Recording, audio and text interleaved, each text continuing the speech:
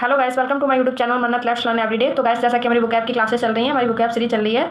तो गाइस, जैसा कि आपको पता है कि हमारी बुकैब हमारे एग्जाम पॉइंट ऑफ व्यू से कितनी इंपॉर्टेंट है, क्योंकि हमारे एग्जाम में आजकल इंग्लिश में बुकैब पूछी जा रही है और सिनोनिम पूछे जाते हैं, एंटोनिम पूछे जाते हैं, वन वर्ड सब्स्टिट्यूशन, इडियम्स, ये सब पूछे जाते हैं। तो गाइस, उसी पॉइंट ऑफ व्यू से हमारी ये बुकैब की क्लासेस चल रही है, जिसमें आज हमारी बुकैब और सिनोनिम ही होने वाले हैं, क्योंकि ये पूरी क्लास हमारी बुकैब और सिनोनिम पे ही, उसके सिनोनिम पे ही है। ठीक है, तो उसी पॉइंट ऑफ व्यू से हमारी क्लास चल रही है। गाइस, आई होप आपने अब तक हमारे यूट्यूब चैनल को सब्सक्राइब कर लिया होगा। अगर आप पहली बार आए हैं तो प्लीज गाइस सब्सक्राइब और YouTube channel and don't forget to like our video. अगर आपको वीडियो अच्छी लगे तो लाइक जरूर किया कीजिए। तो बिना किसी देरी के अपनी बुकैब क्लास को आगे बढ़ाते हैं और जानते हैं कि आज हमारे कौन से सिनोनिम्स होने वाले हैं, कौन सी वर्ड होने वाले हैं, उनका मतलब जानेंगे।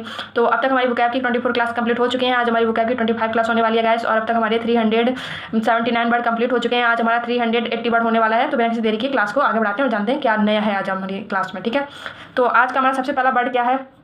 तो गैस, आज की क्लास का हमारा सबसे पहला वर्ड है टायराइड। क्या टायराइड? TIRADE। जैसा कि मैं हमेशा कहती हूँ कि हमें अपनी स्पेलिंग बहुत अच्छे से लर्न करनी है, बहुत अच्छे से याद करनी है, ताकि हमारी स्पेलिंग एरर ना रहे और हमारी एग्जाम में हमसे स्पेलिंग एरर वाला क्वेश्चन ना छूटे। ठीक है, तो टायराइड पहला हमारा वर्ड है। टायराइड नाउन की तरह यूज है। टायराइड का मतलब होता है निंदा करना, मतलब कि किसी को बहुत अग्रेसिव होकर क्रिटिसाइज करते हैं। ठीक है, किसी को एंगर में कुछ बुरा भला कहना या उसे क्रिटिसाइज करना, उस तरीके की जो निंदा होती है उसे टायराइड कहते हैं। सिनोनिम इसके क्या होंगे? हेरिंग, डाइट्राइब और डिक्राइंग है। ठीक है, ये सब इसके सिनोनिम हो गए। नेक्स्ट हमारा ईडियम है गाइस।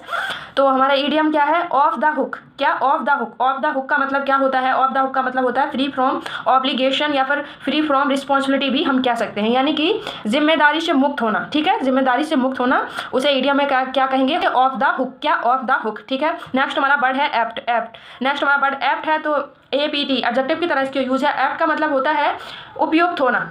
ठीक है, किसी चीज़ के लिए बिल्कुल रिलेवेंट है, एपोसाइट होना या फिर एप्रोप्रिएट होना। ठीक है, उसे एप्ट कहते हैं, उपयुक्त होना, या फिर जिस चीज़ की जितनी ज़रूरत है वो बिल्कुल उतनी है। ठीक है, उसे उपयुक्त होना कहते हैं, उसे इंग्लिश में एप्ट कहेंगे। एडजेक्टिव की तरह इसका यूज है। नेक्स्ट हमारा वर्ड है गाइस, नेक्स्ट हमारा वर्ड है रेसाइंड। क्या? रेसाइंड। RESCIND। ठीक है, रेसाइंड वर्ब की तरह इसका यूज है। रेसाइंड का मतलब होता है किसी चीज़ को रद्द कर देना। ठीक है, रद्द कर देना, यानी कि कोई कार्य है, कोई लॉ वाला कार्य है या फिर कोई गवर्नमेंट का कोई कार्य है और उसको रद्द कर दिया गया है, नल एंड वॉइड कर दिया गया है, या फिर उसको नलीफाई भी कहते हैं। इसके ये सिनोनिम है एनुअल या फिर रिवोक, या फिर उसको कैंसिल कर दिया। ठीक है, यानी कि उस कार्य को वहीं पर रोक देना। ठीक है, उसे वहीं पे स्टॉप कर देना, कैंसिल कर देना, बिल्कुल रद्द कर देना, उसे रेसाइंड कहते हैं। और उसके सिनोनिम हो गए नलीफाई कर देना। ठीक है, नल एंड वॉइड भी कहते हैं। कोई किसी ने कहा इस कार्य को नल एंड वॉइड कर दिया गया है, मतलब वो कार्य रद्द कर दिया गया है। ठीक है, अब उसकी कोई मान्यता नहीं रही, उसको रद्द कर दिया गया है। नेक्स्ट सिनोनिम एनुअल या फिर रिवोक करना या कैंसिल करना, ये सब इसके सिनोनिम्स हो गए। ठीक है, नेक्स्ट हमारा वर्ड है गाइस अवाइसमेंट। क्या? अवाइसमेंट। AVYSMAL एडजेक्टिव की तरह इसका यूज है। इसका मतलब होता है कोई चीज़ एक्सट्रीमली बैड है। ठीक है, बहुत ज़्यादा, यानी कि उसकी जो बैड, कोई चीज़ इतनी बुरी है कि वो बाउंडलेस है, मतलब जिसकी कोई सीमा ही ना हो। एक्सट्रीमली बैड को अपॉलिंग भी कहते हैं। ठीक है, इसके सिनोनिम क्या हो जाएंगे? बॉटमलेस होना, या फिर कोई चीज़ बहुत डीप होना। ठीक है, बाउंडलेस होना, जिसकी सीमा नहीं है, बॉटमलेस। ठीक है, तो अवाइसमेंट का मतलब होता है अति गहन होना। ठीक है, अति गहन, कोई चीज़ है वो अति गहन, बॉटमलेस है या फिर बहुत डीप है, बाउंडलेस है, एक्सट्रीमली बैड है, अपॉलिंग है। ठीक है, ये सब अवाइसमेंट के क्या सिनोनिम्स हो गए। नेक्स्ट हमारा वर्ड है पर्सपेक्टुअस। क्या? पर्सपेक्टुअस। पर्सपेक्टुअस। ठीक है, पर्सपेक्टुअस का मतलब होता है PERSPICUOUS एडजेक्टिव की तरह इसका यूज है। पर्सपेक्टुअस का मतलब होता है कि सीधे तौर पर, यानी कि कोई चीज़ बिल्कुल स्पष्ट है, सुबोध है। ठीक है, सुबोध है या फिर स्पष्ट तौर पे है। या पर्सपिक्युअस का मतलब होता है expressed and easily understand, expressed हो और ईजिली अंडरस्टैंड हो, उसे समझना आसान हो, स्पष्ट हो। ठीक है, उसे हम पर्सपिक्युअस कहते हैं। ठीक है, इसके सिनोनिम्स क्या होंगे? परसाइज करना या फिर स्ट्रेट फॉरवर्ड, जो बिल्कुल एकदम स्पष्ट होता है। ठीक है, उसे कोई चीज़ कहनी होती है, वो बातों को गोल गोल नहीं घुमाता, एकदम स्ट्रेट फॉरवर्ड होकर अपनी बात को कह देता है। तो इसके सिनोनिम्स क्या होंगे? परसाइज करना या फिर स्ट्रेट फॉरवर्ड होना। ठीक है, नेक्स्ट हमारा वर्ड है डिल्यूज। क्या? डिल्यूज। DELUZE नाम की तरह यूज है।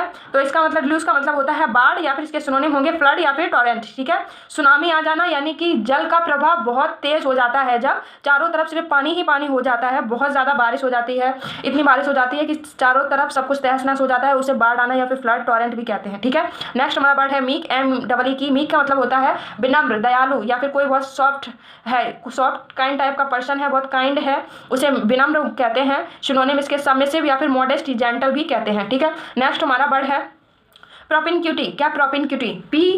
प्रोपिनक्यूटी नेक्स्ट हमारा वर्ड है PROPINQUITY। नाउन की तरह इसका यूज है प्रोपिनक्यूटी, इसका प्रोनाउंसिएशन है। इसका मतलब होता है कोई चीज़ बहुत नज़दीकी है, बहुत क्लोज है कोई, ठीक है। इसके सिनोनिम्स क्या होंगे? प्रॉक्सिमिटी PROXIMITY, प्रॉक्सिमिटी, या फिर क्लोजनेस भी कहते हैं, या फिर क्वांटिटी भी कहते हैं उसे, ठीक है।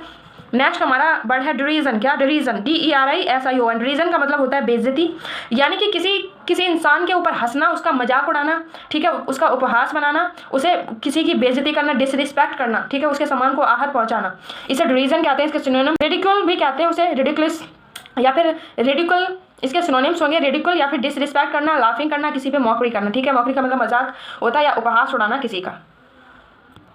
नेक्स्ट हमारा वर्ड है गाइस पेंट अप। क्या? Pent up PENTUP। एडजेक्टिव की तरह इसका यूज है। पेंट अप का मतलब होता है feeling that you hold inside and don't express, यानी कि आप अपनी भावनाओं को अंदर होल्ड करके रखे हुए हैं और उन्हें एक्सप्रेस नहीं करते हैं, ठीक है, उसे पेंट अप करना कहते हैं। इंग्लिश में उसे पेंट अप कहेंगे, जिसका मतलब होता है feeling that you hold inside, आपने अपनी भावनाओं को अंदर छिपा के रखा है और उन्हें एक्सप्रेस नहीं करते हैं, ठीक है, उसे पेंट अप करना कहते हैं।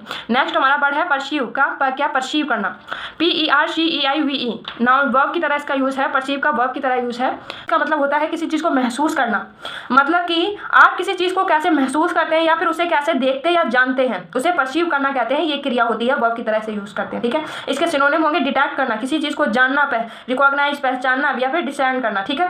नेक्स्ट हमारा वर्ड है बॉय। क्या? बॉय BUOY, ठीक है। बॉय का मतलब वर्ब की तरह इसका यूज है to keep somebody happy and confident, किसी को खुश रखना, किसी को खुश और कॉन्फिडेंट रखना, ठीक है। नेक्स्ट हमारा वर्ड है परसेप्शन।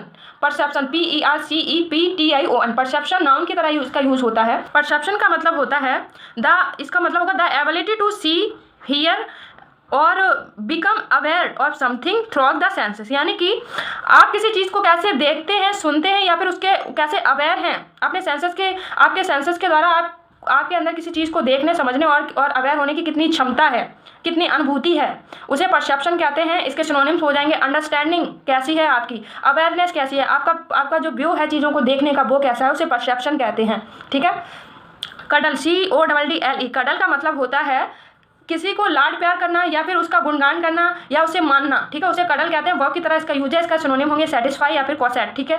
नेक्स्ट हमारा वर्ड है एनिस्ट्रॉस। क्या? एनिस्ट्रॉस ANCESTORS। एनिस्ट्रॉस नाउन की तरह इसका यूज है। इसका मतलब होता है पूर्वज या फिर फॉर फादर्स भी इसे हम कहते हैं।